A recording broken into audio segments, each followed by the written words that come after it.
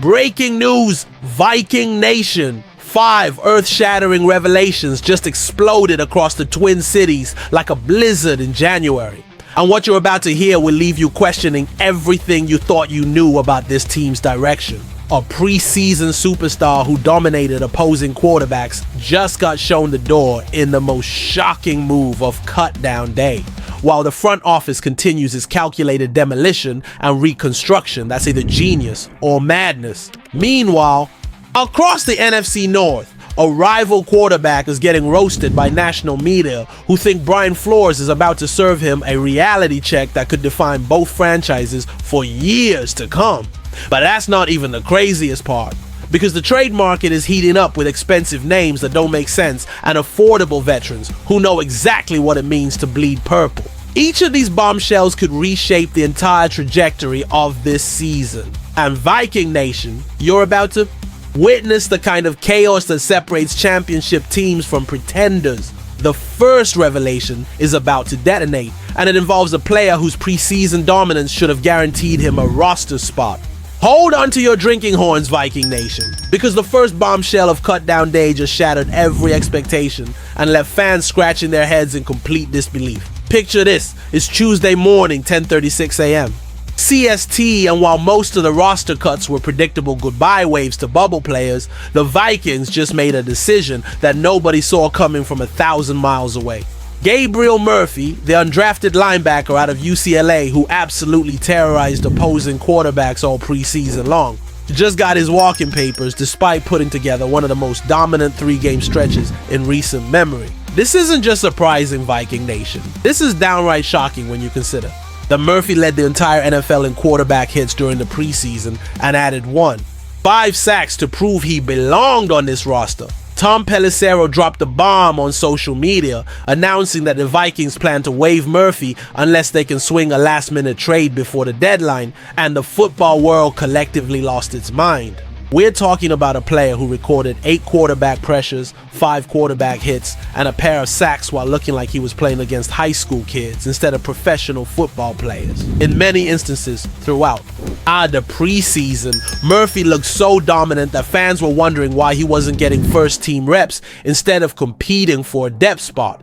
Just a couple of weeks ago, Kevin O'Connell was singing his praises to anyone who would listen, saying Murphy had been a guy that has shown up daily at camp, highlighted in front of the team, and feels like a man on a mission right now in a lot of ways. So what the hell happened between those glowing reviews and this shocking decision to cut bait with a player who seemed to have earned his place through pure production? The short arms that probably hurt his draft stock might be a factor, but the Vikings have never been a team that obsesses over measurables when a player can flat out produce on the field.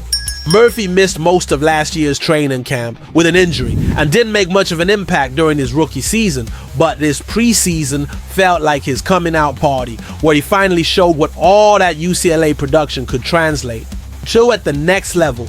Now he's competing with special teams ace Bo Richter and undrafted rookies Tyler Batty and Chaz Chambliss for what appears to be one remaining spot behind the Pro Bowl duo of Andrew Van Ginkel and Jonathan Greenard, plus rising star Dallas Turner.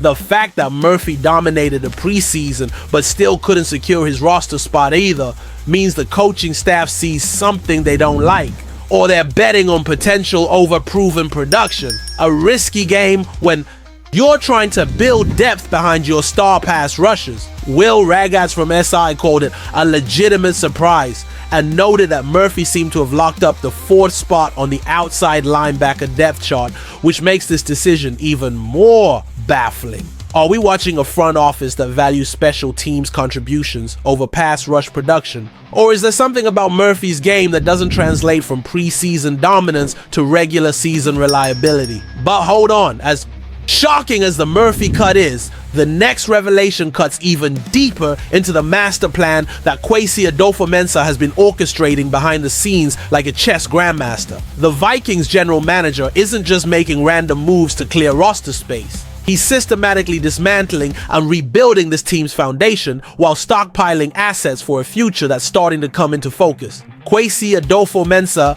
has been willing and dealing like a man possessed, and when you step, back and look at the bigger picture, it's either the most brilliant long-term strategy in recent memory or a dangerous gamble that could backfire spectacularly. The quarterback room shakeup tells the whole story, trading Sam Howell and a 2026 6th-round pick to Philadelphia for a 2026 5th-rounder and 2027 7th-rounder while simultaneously bringing in Carson Wentz as JJJ. McCarthy's backup. That move alone shows you exactly how Queasy thinks. He's not just plugging holes with warm bodies. He's extracting value from every single transaction while positioning the team for sustained success. But the Howell trade is just the tip of the iceberg when you consider the Harrison Phillips deal with the Jets, where Minnesota sent their solid defensive tackle and a 7th-rounder in exchange for 2 6th-round picks. Every single move is about accumulating draft capital, and the numbers are absolutely staggering when you see what Quasi has assembled for the 2026 draft class. The Vikings are currently projected to have 10 picks in next year's draft. 1st, 2nd, 2/3, a 4th, 3/5, and 2 7ths, which gives them incredible flexibility to either build through the draft or package picks for blockbuster trades. Those compensatory picks tell a story that most fans don't fully appreciate. 3rd rounder for losing Sam Darnold, 4th rounder for Daniel Jones, 5th rounder for Cam Robinson. All players who left in free agency and are now paying dividends in future draft capital. This is asset management at the highest level, but it also creates some uncomfortable questions about whether Quasi is prioritizing future flexibility over current competitiveness. Trading away known commodities like Phillips and Howell for late-round picks is fine when you're rebuilding, but what happens when those depth pieces are needed during the season and you're asking rookies and unproven players to fill crucial roles? The beauty of this strategy is that it gives Minnesota the ammunition to make a splash trade for a proven veteran like Adam Thielen, using some of those accumulated picks to bring back a fan favorite who knows the system. But the risk is that all this roster churning leaves the team thin at key positions when injuries start piling up, and late round picks are lottery tickets that don't always pay off. Are we watching a GM who's building a sustainable championship foundation, or someone who's so focused on the future that he's forgetting about the present? And just when fans thought the offseason drama couldn't get any wilder, here comes the next bombshell that's going to make week 1 appointment television for all the wrong reasons, because Rich Eisen just handed Caleb Williams a week's worth of bulletin board material on a silver platter. The respected NFL Network host went on his show and absolutely torched the Bears' second-year quarterback after watching him struggle against Kansas City starters. And now Viking Nation gets to deal with an angry, motivated rival who's probably circling September 8th on his calendar. Rich Eisen didn't hold back when he analyzed Williams' preseason finale performance, saying it didn't look good at all. Caleb and the Bears' offense struggled, before zeroing in on a specific play that revealed everything about the young quarterback's development. Williams took a sack after having 5 full seconds of clean protection, which prompted Bears offensive coordinator Ben Johnson to sarcastically tell reporters, "Sounds like good protection," basically calling out his own quarterback for holding the ball too long instead of making quick decisions. But here's where it gets dangerous for the Vikings. Eisen then shifted his focus to week 1 and started talking about how Brian Flores is going to test Williams right out of the gate with his aggressive blitz-heavy schemes.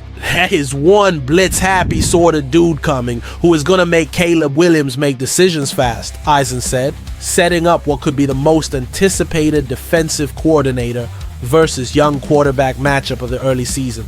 The psychological warfare aspect of this cannot be understated. You've got a second-year quarterback who just got publicly criticized by one of the most respected voices in football, with his own offensive coordinator throwing shade about his pocket presence and decision making. That's either going to crush Williams' confidence completely, or it's going to light a fire under him that turns the season opener into his personal revenge game against anyone who doubted his abilities.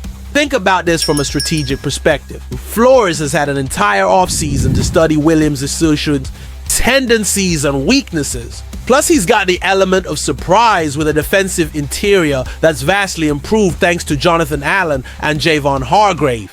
The pass rush led by Jonathan Greenard and Andrew Van Ginkel should be able to get home quickly.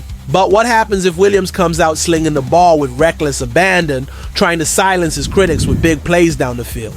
A quarterback playing with a chip on his shoulder is one of the most dangerous things in football, especially when he's got weapons like DJ Moore's, Keenan Allen, and Rome Odunze to target in the passing game. Eisen's comments about Williams needing to hit the back foot and go are exactly the kind of criticism that can motivate a young player to come out firing on all cylinders. The offensive line and protection schemes are going to be tested immediately, but so is Flores' ability to disguise his pressures and create confusion for a quarterback who's already dealing with external noise. Are we about to witness Williams' breakout performance where he proves all the doubters wrong? Or will Flores' defensive masterpiece turn those Chicago dreams into purple nightmares on national television? Stay with me, because what comes next will flip the script in ways nobody predicted. And it involves a trade target that sounds perfect on paper, but makes absolutely no sense when you dig into the financial realities. The rumor mill is churning with big names hitting the trade market. But sometimes the most obvious solutions are the ones that create the biggest problems down the road.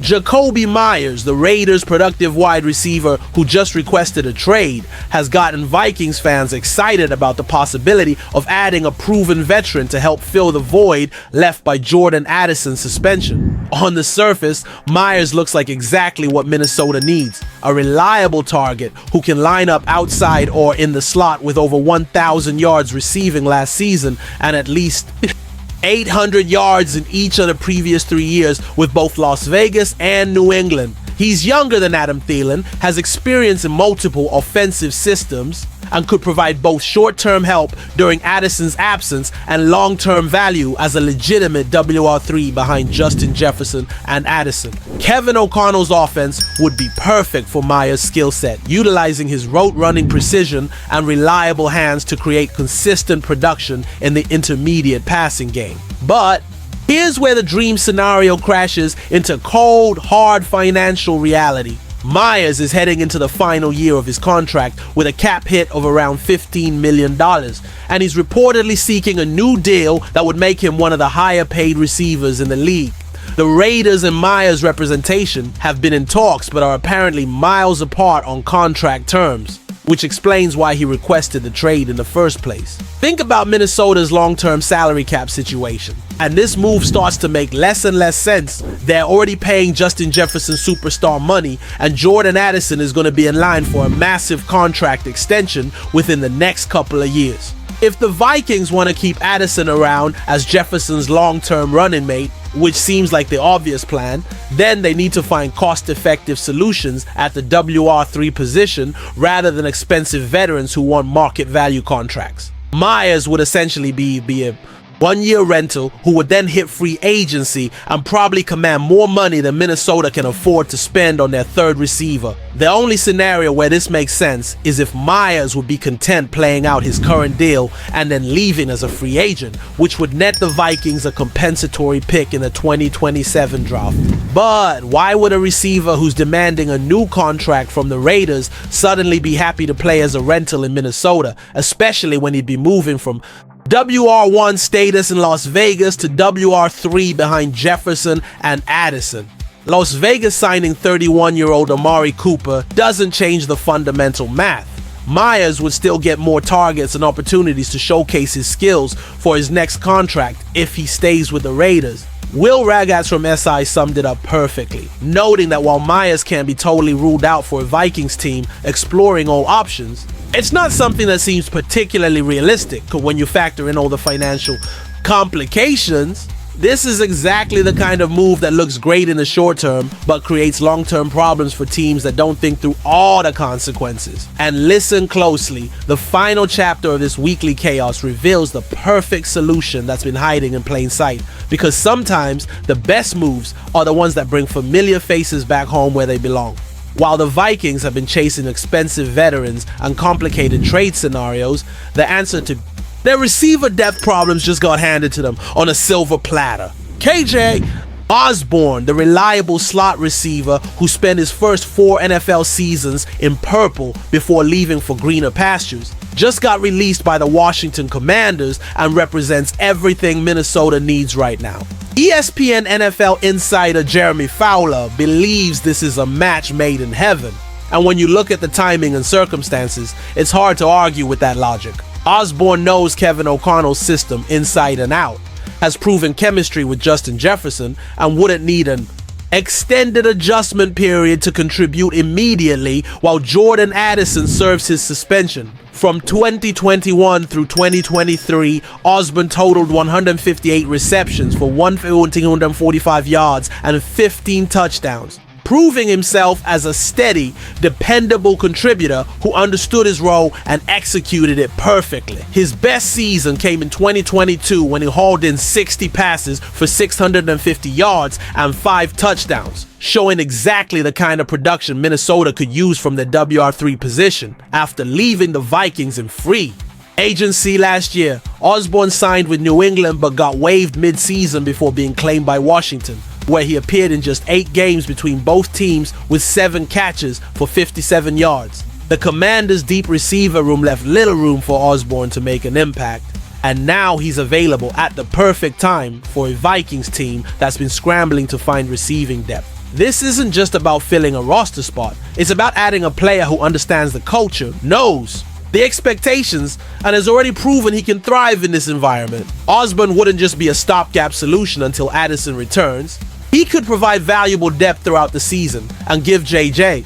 McCarthy a reliable target who won't require extensive teaching or adjustment time. The financial aspect makes this move even more appealing. Osborne would likely sign for veteran minimum money, which means Minnesota gets proven production without breaking the bank or complicating their long-term salary cap planning. Fowler and other analysts are pushing this reunion because it addresses multiple needs simultaneously: immediate depth, system familiarity, proven chemistry with existing players, and cost-effective production. For a team navigating injuries, suspensions, and a rookie quarterback's development, familiarity and reliability might be more valuable than raw talent or upside potential.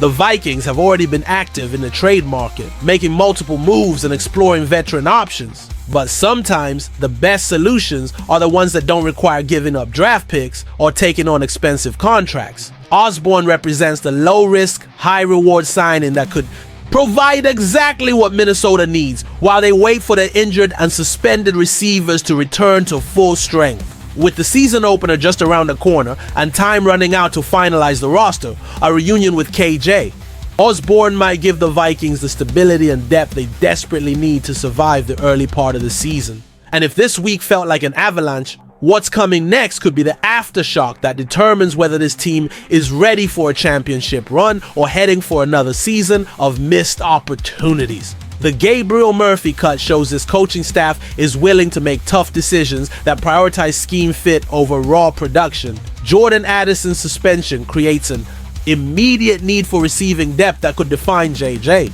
McCarthy's early development and the ongoing roster churning by Kwesi Adolfo-Mensah continues to divide fans between trusting the process and worrying about present-day competitiveness. Meanwhile, Caleb Williams is probably studying film with fire in his eyes, knowing that Brian Flores is preparing something special for their Week 1 showdown in front of a national audience that's expecting fireworks. If you believe in the Vikings more than you hate the Bears, Packers, and Lions combined, then smash that like button right now and show the football world that Viking Nation doesn't back down from anyone or anything, no matter how much chaos surrounds this team. Drop a comment telling us whether you think cutting Gabriel Murphy was a genius move or a massive mistake, and whether bringing back KJ Osborne would be the perfect solution or just another band-aid on a deeper problem. And here's the thing, Viking Nation, subscribing to this channel isn't just about staying informed about roster moves and trade rumors. It's about proving your purple pride and showing that Minnesota fans are the most passionate, loyal, and knowledgeable supporters in the entire NFL. Because if you thought this chaos was intense, just wait until the season actually starts and these decisions get put to the test. Under the bright lights and pressure of real games that count in the standings. Think this was wild?